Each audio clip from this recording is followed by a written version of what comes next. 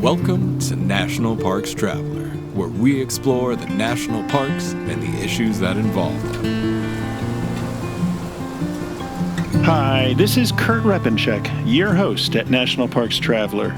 This past week, we took readers on a trip to Everglades National Park, where contributing writer Kim O'Connell explored the Buttonwood Canal and Pineland hammocks in that park. And contributing photographer Rebecca Latson outlined how to enjoy 3 days at John Day Fossil Beds National Monument in eastern Oregon. We also ran a story that reminded all park travelers how to brush up on their etiquette, so to speak, in the post-pandemic tourism world. You can find those and other stories about national parks and protected areas at nationalparkstraveler.org. In this week's episode, we pick up with the musings of Doug Leen. As a young national park ranger in the 1970s, Leen stumbled upon a poster promoting a Meet the Ranger event at Grand Teton National Park. It turned out to be one of 14 long-forgotten silkscreen posters made under the Works Progress Administration in the 1930s to promote tourism to the national parks. In the 50 years since Leen's discovery, he has been searching high and low for the rest of the missing posters. His efforts have yielded noteworthy success, stirring up widespread interest in the posters and evolving into a thriving printing business of his own. As Lynn Riddick continues her talk with Doug, he discusses his business, Ranger Doug's Enterprises, and how the popularity of the posters has generated millions of dollars in revenue for the national parks. We also check in with Earl Brecklin, the communications director for Friends of Acadia, to get the latest on how the coronavirus pandemic is affecting that friends group and how it is responding.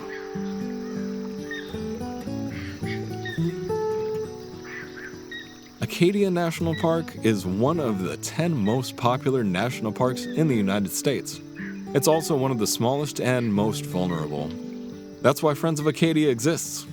Friends of Acadia is an independent organization of passionate people inspiring those who love this magnificent park to make a real and lasting difference for Acadia.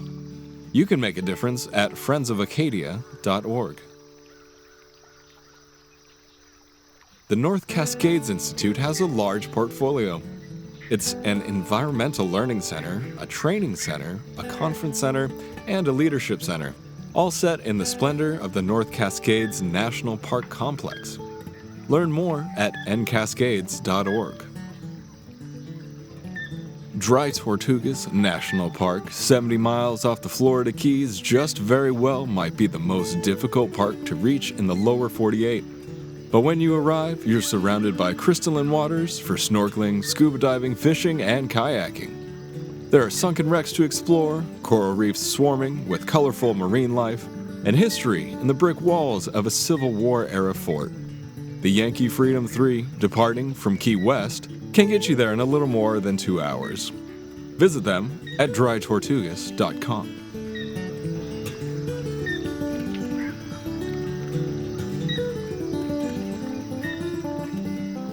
Largely because of Leen's perseverance, 11 of the original 14 posters, plus duplicates, have been found, so 42 altogether. They are now safely housed at the Library of Congress, the Department of the Interior Museum, the NPS Archives at the Harpers Ferry Center in West Virginia, and at a few individual parks. Leen has donated every poster he has personally found or owned to these outlets, therefore ensuring responsible stewardship and bringing them into the public domain. And at his gentle but persuasive suggestion of a higher altruistic purpose, a few other private owners have followed suit with donations of their own. Some detective work and a handful of old black and white photos and negatives were essential in allowing Leen to start his business 27 years ago, creating his own version of the silkscreen images as faithful to the originals as possible. And eventually he recreated the entire set of 14 silkscreens, including 2 posters that have never been found. It all started with a request for a poster of the Jenny Lake Museum at the Grand Teton National Park.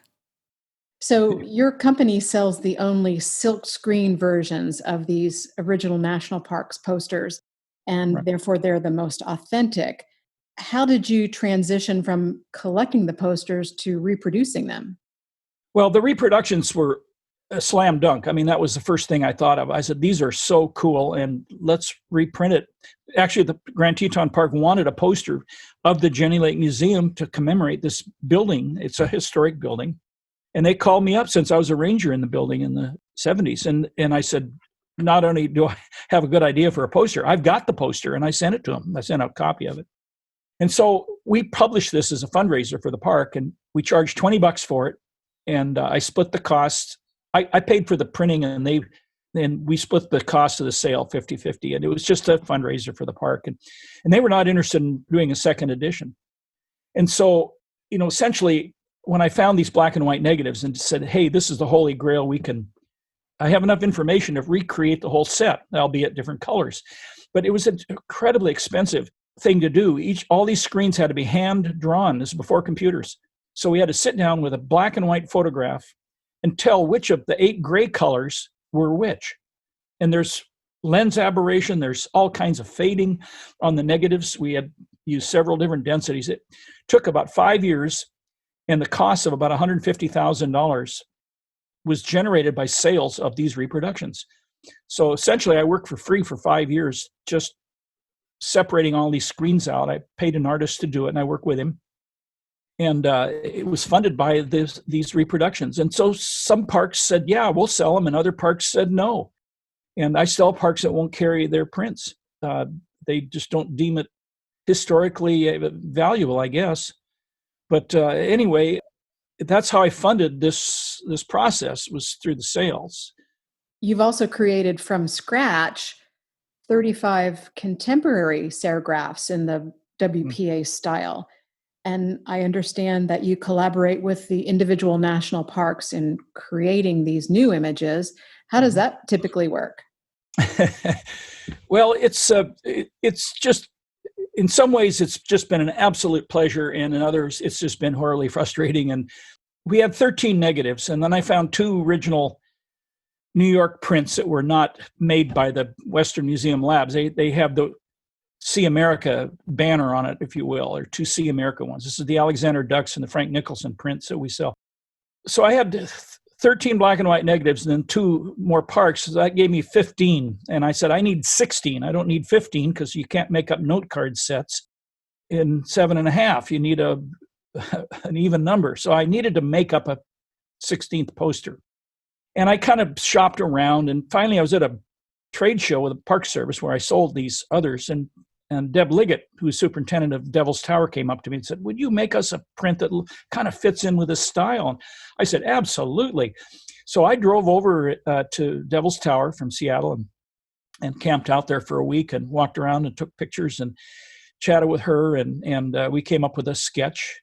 And the CCC built all their campgrounds there. They had all the original drawings. It's beautiful. They've saved everything. Just amazing.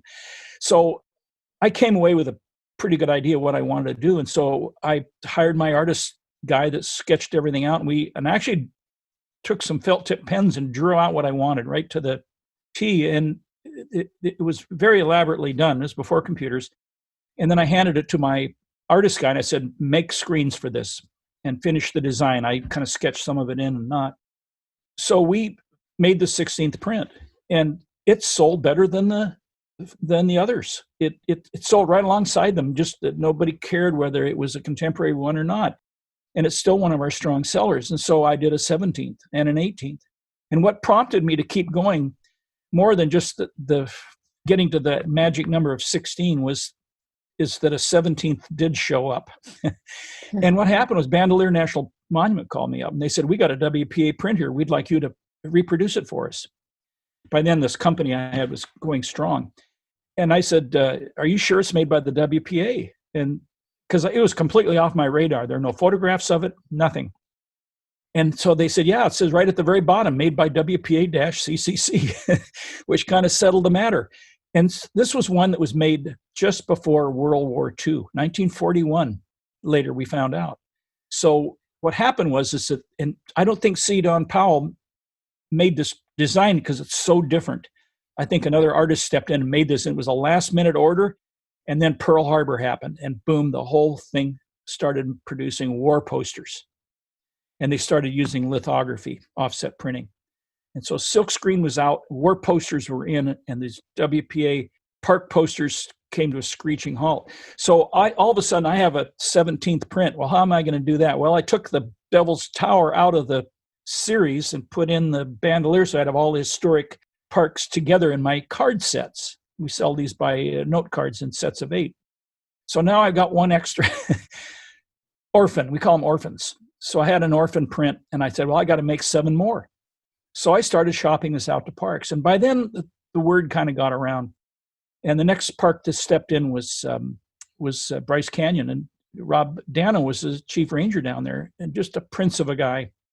And Rob invited me down, and we walked around the park and got some ideas. And so by then, computers they're getting good enough, and the programming was good enough that we could actually do them on computers. And we just struggled. We went to 8 colors. We bumped the color. Every time we'd bump one color, the other 7 would go off. And we had to hand draw in all the type. But we did it. And it got better from there. And these prints were very popular. Parks just started lining up, say, hey, can we get one? Can we get one? So I'm up to 50 park images now. And I've worked through most of the larger iconic parks and monuments. But to produce a print today, it's somewhere between $10,000 and $20,000 commitment by the parks. And we can sell them. I've got enough history now that I know I can sell these. But I'm working into smaller and smaller parks that just can't afford or justify a $20,000 expenditure. And today parks are strapped for cash. That's a whole different topic. But so I'm coming to the end of the screen printing phase, but I'm still going to make designs, and we'll continue with cards, and maybe we'll have to print these lithographically. I kind of against that. I think I just always wanted to stay with the silk screen. Well, let me ask you about, you mentioned the note cards that your company sells, of course, the posters, you've got luggage tags, stickers. How's business since the stay-at-home directives were issued and virtually stopped traffic into the parks? We're kind of recession-proof business. We sell nostalgia. And in the 2008 recession, we kind of had a hiccup. We flattened out just for 1 year and then boom, right back up.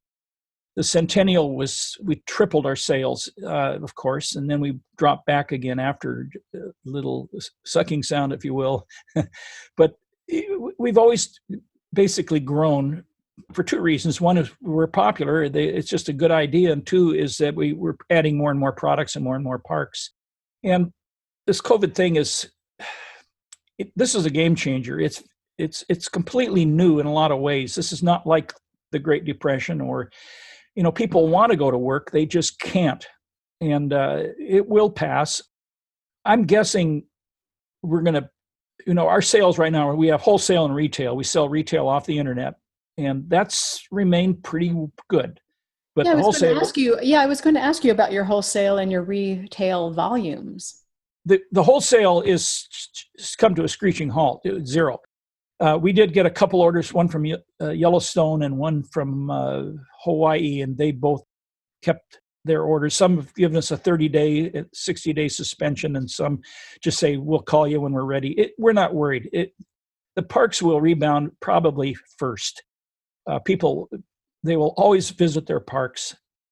It's healthful, psychologically, physically.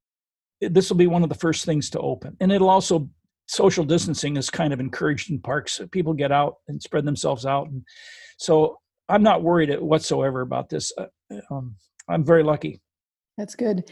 Now you have a licensing agreement with Ziga Media for printing your images on calendars and desk easels and cards and planners and puzzles. And so anecdotally, to me, it seems that lots of folks are working jigsaw puzzles these days. So how are puzzle sales? Well, I just read in the New York Times, I think, how everybody's putting puzzles together. And I sent this article to Chuck Ziga, who's owns Ziga Media.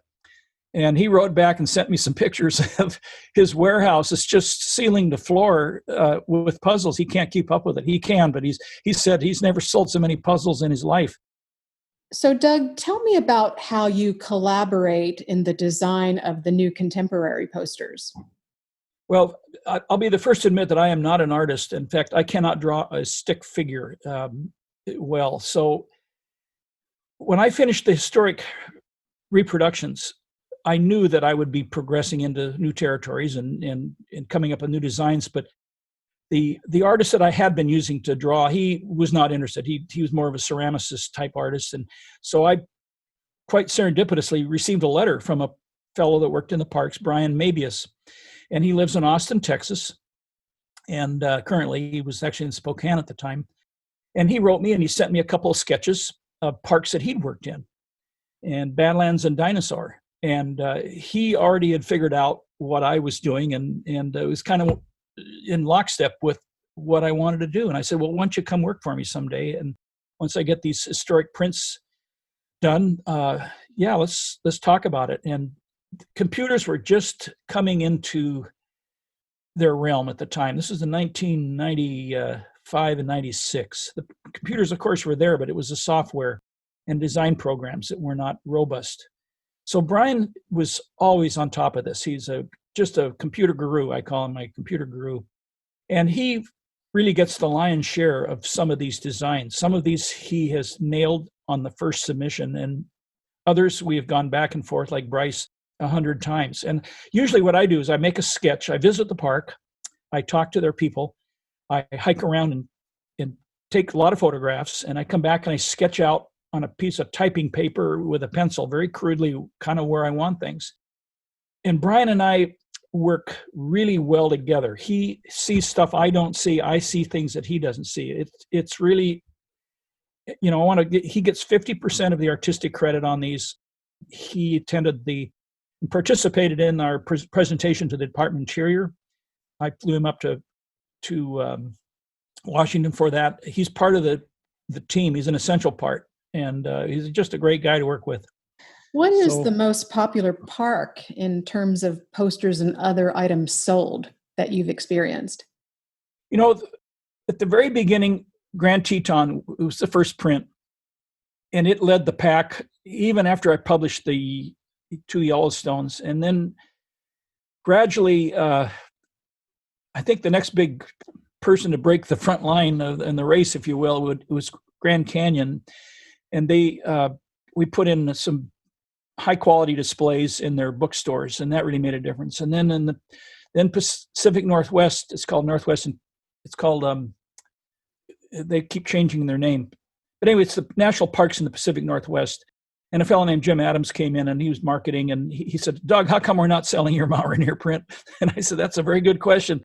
And so we put in displays in those parks, and boom, they raced up to the front. It's all a matter of competing for advertising floor space within the park bookstores. And to give you an example, we just printed, this is a funny story. I went down to Haleakala and 3 times, and went up to the park and said, we got to do a print of this park. It's such a beautiful park, blah, blah, blah. And they said, no, we're not ready. We're not going to do it. No. So I finally went down to Volcano on the Big Island and met a wonderful Hawaiian woman that was the head of their archives.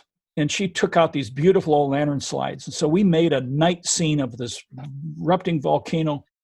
And gosh, this thing, the first year we sold 4 prints, 4. And the reason was they were just not advertising them right. And the Hawaiians are great, great people, but they're not marketing people. It's just not in their genes. I said, we got to get some displays down there and blah, blah, blah. Well, better than the display, the volcano re-erupted. And the next year we sold thousands of these things. We couldn't print them fast enough. So then Haleakala calls me back and says, hey, we want to print. So we made them up a 10-color print. This is our most complex design to date, 10 screens. And we sell it to the park for $20. We lose money on it. We lose money on this. I just want to do it. So they put up 3 displays, and last year they outsold Yellowstone, which has been kind of the leading print.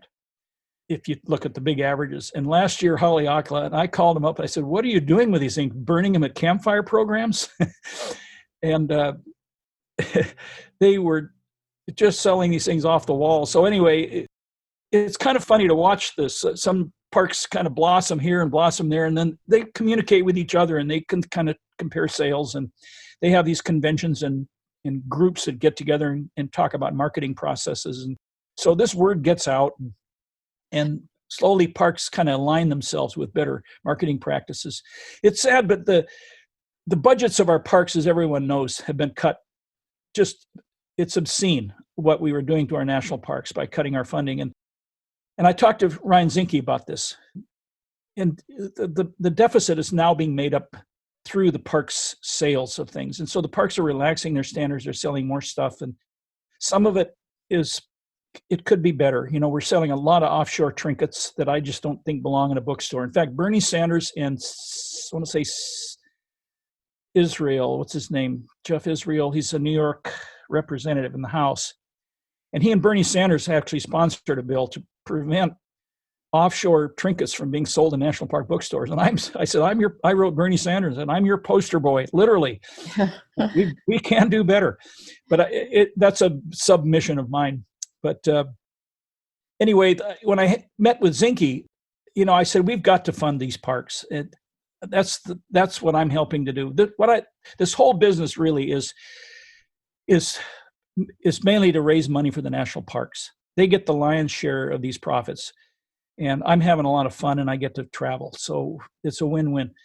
But when I mentioned to Zinke, I said, you know, we just launched the USS Gerald R. Ford aircraft carrier at $13.8 billion cost to the American taxpayer. This is the amount exactly that is the deficit of the national park budget. I said, our priorities are wrong. And I said, furthermore, Gerald R. Ford was a park ranger in Yellowstone, and so is his daughter, Susan. He would roll in his grave if he could see this aircraft carrier and the neglect of our parks. I said, you think about that. So Ryan Zinke's been thinking about it, but then he left. Well, hopefully you can carry the torch a little bit later with the subsequent administrations.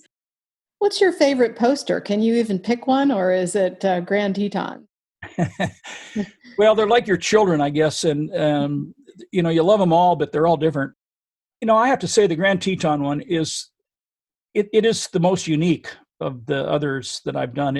It's most unique of the originals, for sure. It's got different lettering. It's 4-color only. It's highly stylized.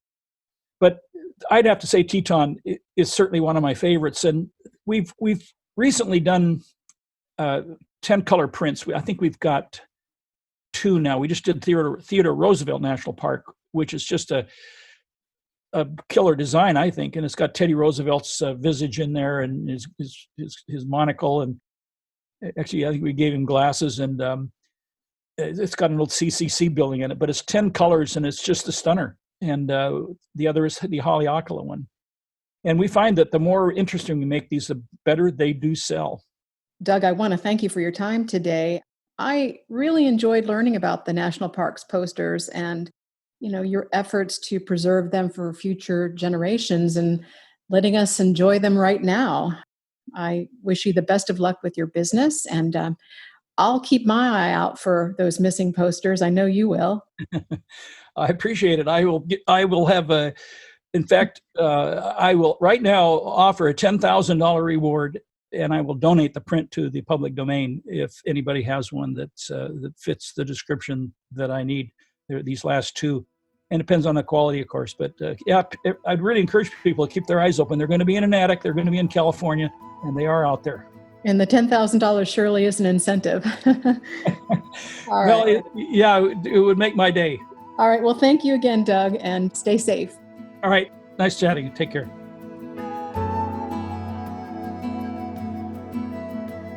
Listener and reader support make National Parks Traveler possible every day of the year. If you enjoy the Traveler's content, please consider a donation via nationalparkstraveler.org. Washington State is graced with 3 spectacular national parks, each different and special in their own unique ways. As the official nonprofit partner and the only philanthropic organization dedicated exclusively to supporting these parks through charitable contributions, Washington's National Park Fund has a mission to deepen the public's love for, understanding of, and experiences in Mount Rainier, North Cascades, and Olympic National Parks. Share your passion for these parks at WNPF.org.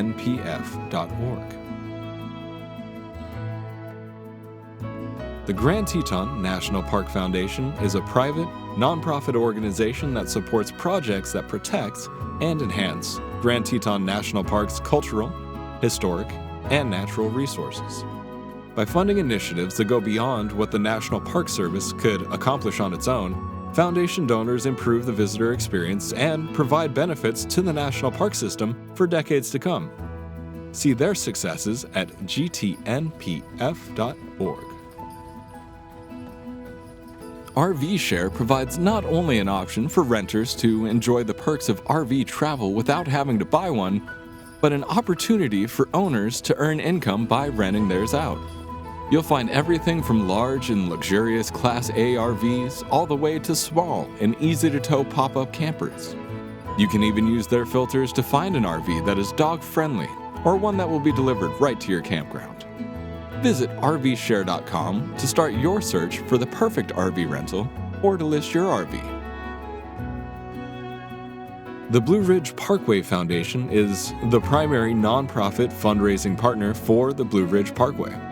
It is made up of people who have a deep love for this majestic road and want to ensure that its natural beauty and the experiences that it offers endure for generations to come. You can show your appreciation at brpfoundation.org.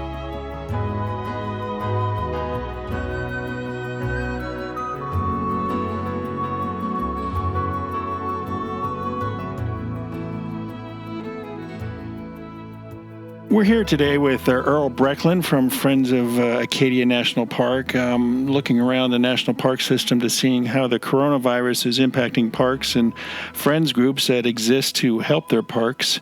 Earl, thanks for joining us today. It's springtime here in the United States, but I guess it's running a little late with you guys at Friends of Acadia because of coronavirus. Kurt, thank you for taking the chance to having the chance, to sit down with you today. It's put a lot of things into flux. We, like the park and many other friends groups, ramp up some seasonal operations with crews and volunteers and things that we do in the park. So we've had a lot of questions. There's still a lot of unanswered questions, and we're trying to deal with them every day. I guess one of the biggest impacts so far to Friends of Acadia is you've missed your spring cleanup for the first time in 2 decades? It's been almost 25 years, and it's a wonderful event where people from the communities fan out and pick up trash alongside the roads, and then the state DOT comes along afterwards and picks it all up and creates a lot of pride in the community and shows our commitment to not just working with the park, but the quality of life in the surrounding communities. And we've had a couple other things. We started an annual gear sale and swap last year, which was really well received, and we've had to cancel that. And we're not going to do any formal observance of National Trails Day in June either. So, wow, that's quite some retrenching, as it were. And I guess the park itself has pushed back its traditional spring opening. Yeah, they have. Traditionally, the Park Loop Road is open to motor vehicles on April 15th, and that was closed on March 23rd to comply. The park's been working closely with Governor Janet Mills here in Maine, and they ordered that all facilities, restrooms, visitor centers, the motor roads, the carriage roads, which were closed for mud season anyway, be closed during this time period. So right now, the only openings they've announced are that the visitor center in Hulls Cove, which is the primary visitor center, will open for the season on June 1st. And that the campgrounds, Blackwoods and Seawell campgrounds, will not open until June 15th. Wow. Now, at the same time, Friends of Acadia, you folks have been able to move ahead with some of your normal activities for this time of year in terms of seasonal hiring and whatnot? Yeah, we have. We have our Summit Steward program, which we're continuing with that. They assist the park. One of their bigger responsibilities is interfacing with visitors and teaching about leave no trace on top of Cadillac Mountain, and keeping an eye on traffic and advising rangers when it's become congested so they can meter how much traffic goes up and down the mountain. And then our digital media team, which works with the park's interpretive staff, helps man the equipment that allows folks to learn more about nesting endangered peregrine falcons. And then they do video of programs and still images throughout the season. So we're bringing those people on, and it's still up in the air exactly what kind of a season we're going to have, but we're hopeful. We're proceeding on all of our programs because the park still needs the help. Yeah, for sure. Are you guys working with the park to produce current time videos, so to speak? I mean, there's been a lot of virtual tours around the park system during National Park Week. And, with some parks not knowing when they might reopen, I'm just kind of curious, how you're engaging visitors.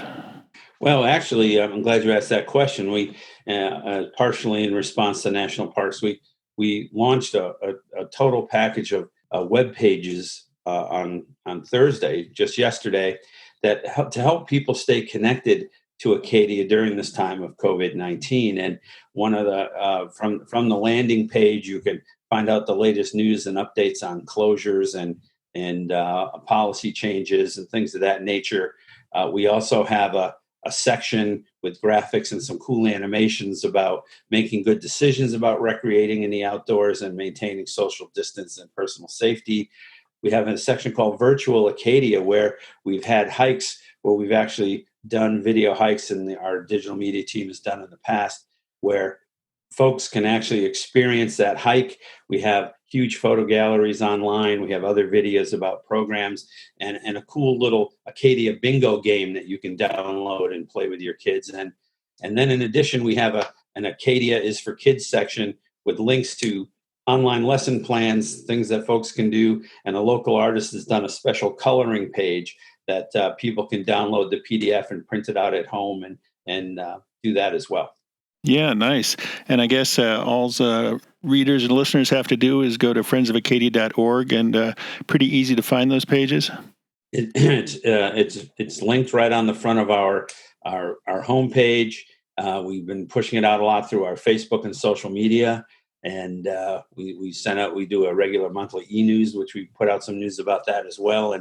And so, I think people, even when they're not able to be out in the park, they would like to come here, but may not be able to do so this summer, or feel comfortable doing that they can stay connected with the park and with the good work that the park does, and through that understand a little more about Friends of Acadia.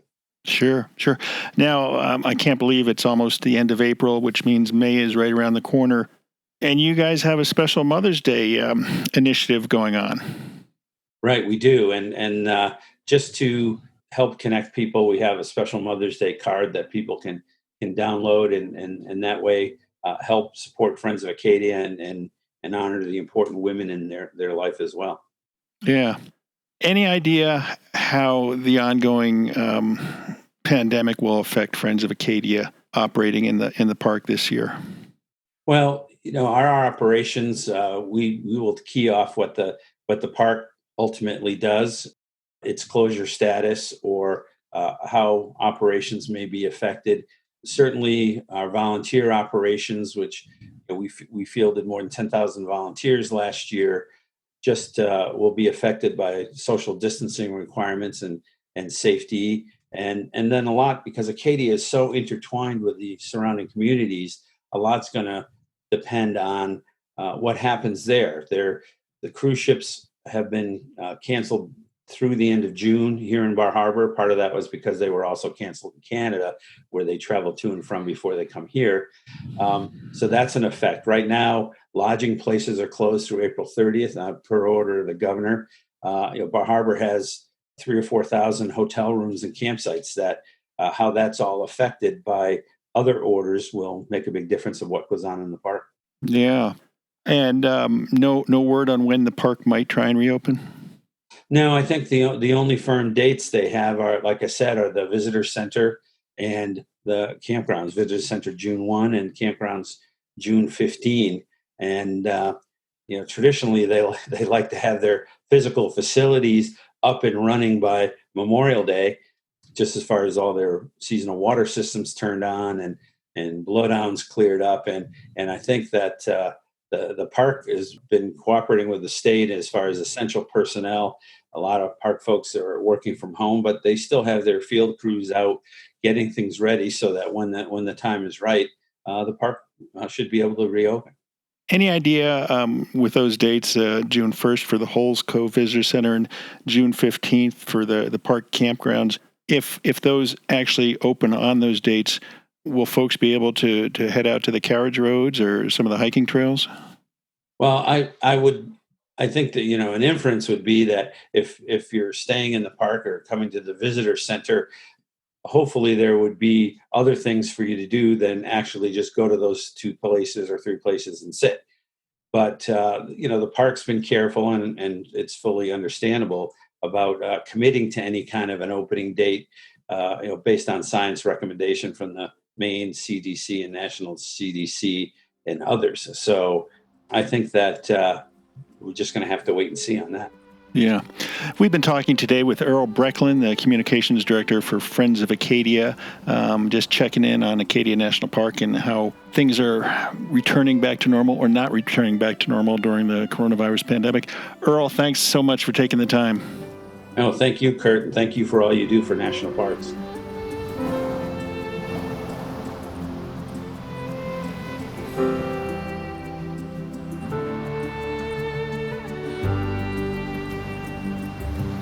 That's our show for this week. We hope you enjoyed it. Be sure to check our website, nationalparkstraveler.org, regularly for the latest news on the coronavirus pandemic and its impact on the national park system. For National Parks Traveler, this is Kurt Repenchek. The composers and musicians at Orange Tree Productions have created a unique collection known as the National Park Series that has grown to include more than 30 CD titles. Composed against the backdrop of a park's sounds of nature, these musical scores will connect you with these beautiful places and take you there, at least in your mind. This collection is the #1 selling National Park audio series in the world and provides the background music for National Parks Travelers podcast. Visit them at orangetreeproductions.com. National Parks Traveler is a 501c3 nonprofit media organization that provides daily editorial coverage of national parks and protected areas. Traveler's coverage is made possible by reader and listener donations. Visit us at nationalparkstraveler.org.